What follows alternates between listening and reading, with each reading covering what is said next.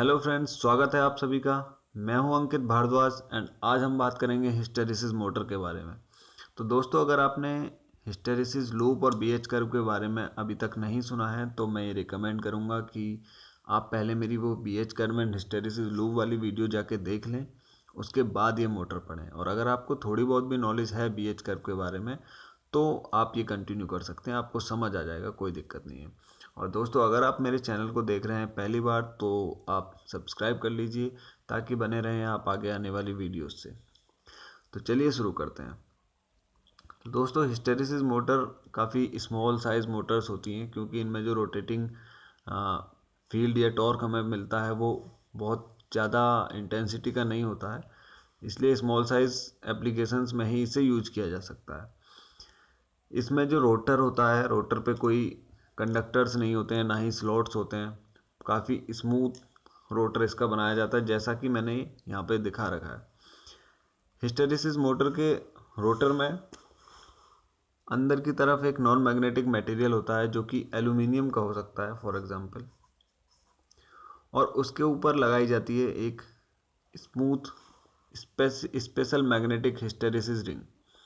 वो रिंग हो सकती है मैग्नेटिकली हार्ड क्रोम की या फिर कोबाल्ट स्टील की। उन मटेरियल्स की ही क्यों होती है, चलिए मैं आपको बताता हूँ। तो मोटर को स्टार्ट करने से पहले दोस्तों मैं आपको एक बीएच कर्व बना के दिखा देता हूँ। बीएच कर्व में हम क्या करते हैं, एक ग्राफ ड्रॉ करते हैं magnetising force and magnetic field density के बीच। स्टार्टिंग में ये दोनों लीनियरली वेरी करते हैं, लेकिन एक पॉइंट पर, सैचुरेशन पॉइंट पर जाकर magnetic field density horizontal constant हो जाती है। उसके बाद जब हम मैग्नेटाइजिंग फोर्स की डायरेक्शन को रिवर्स करते हैं तो जैसे ये इंक्रीज हुआ था मैग्नेटिक फील्ड डेंसिटी वैसे वैसे डिक्रीज नहीं होता है। ये कुछ इस तरह से ग्राफ इनका वेरी करता है। यहाँ पे देखिए, जब हम वापस आए हैं तो मैग्नेटाइजिंग फोर्स जीरो है, बट मैग्नेटिक फील्ड डेंसिटी की कुछ वैल्यू है, तो वो लैग कर जाती है। ये जो मैग्नेटिक फील्ड डेंसिटी लैग करती है इसी को हम हिस्टेरिसिस लॉस बोलते हैं। ये लूप जितना वाइड होता है उतना ज़्यादा लैगिंग होता है। एक मैं दूसरा ग्राफ यहाँ से बना के दिखा देता हूँ। ये एक मटेरियल के लिए ऐसा हो सकता था, दूसरे के लिए, किसी और मटेरियल के लिए ऐसा भी हो सकता था, और अगर हम आइडियल केस लें तो ये रेक्टेंगुलर भी हो सकता है। अब इसकी वजह से टॉर्क कैसे प्रोड्यूस होती है ये मैं आपको बताता हूँ। देखिए, यहाँ पे ये जो रोटर है इसके ऊपर स्टेटर होता है। स्टेटर को दी जाती है सिंगल फेज सप्लाई,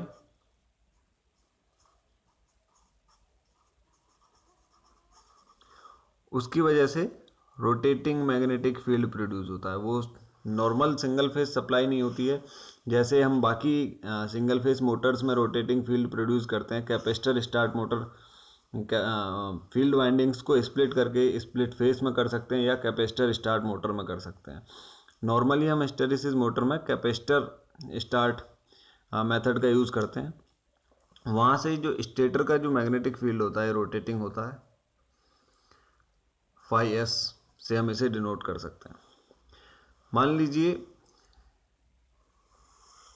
ये है स्टेटर फील्ड फाई एस, ये रोटेट कर रहा है सिंक्रोनस स्पीड से एन एस। अब ये मैग्नेटाइज करेगा इस स्पेशल मैग्नेटिक मटेरियल की रिंग को, बट जैसे कि उसकी स्टेटर मैग्नेटिक फील्ड की डायरेक्शन चेंज होगी, वो भी अल्टरनेटिंग सप्लाई से है तो अल्टरनेटिंग ही होगा। लेकिन जैसा कि यहाँ पे जो लैग कर जा रहा था अभी, उसी तरह से रोटर का फील्ड कुछ लैग करेगा, क्योंकि ये जो मैग्नेटिक मटेरियल है ये उतनी जल्दी मैग्नेटाइज और डीमैग्नेटाइज नहीं हो पाता है जितनी जल्दी सप्लाई की जो पोलैरिटी है वो चेंज हो जाती है। तो उस वजह से यहाँ पे लैगिंग आ जाती है। वैसे ही रोटर के मैग्नेटाइजेशन में लैगिंग आएगी। तो यहाँ पे हम एक एंगल से डिनोट कर लेते हैं, सपोज कीजिए अल्फा।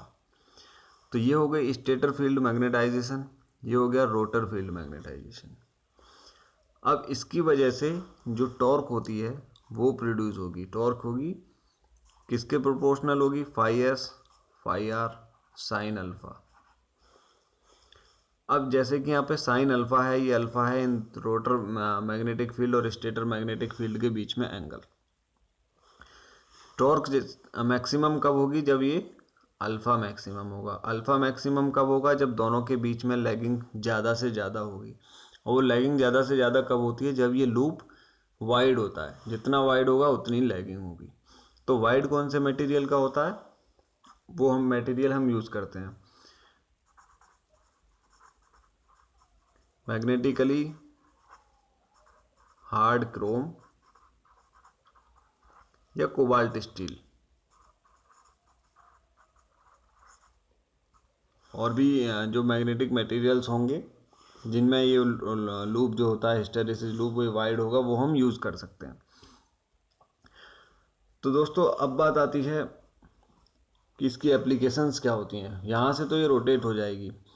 ये काफ़ी साइलेंट मोटर होती है, नॉइसी ऑपरेशन नहीं होता है क्योंकि रोटर पे कोई स्लॉट्स नहीं है, कोई रोटर कंडक्टर्स नहीं है, और रोटेटिंग मैग्नेटिक फील्ड प्रोड्यूस हो जाता है हिस्टैरिसीस लॉस की वजह से, जिसका फॉर्मूला है ये T is directly proportional to phi s phi r sine alpha. अगर हम इसकी एप्लीकेशंस की बात करें तो वो होता है ये टेप रिकॉर्डर्स में यूज़ होता है,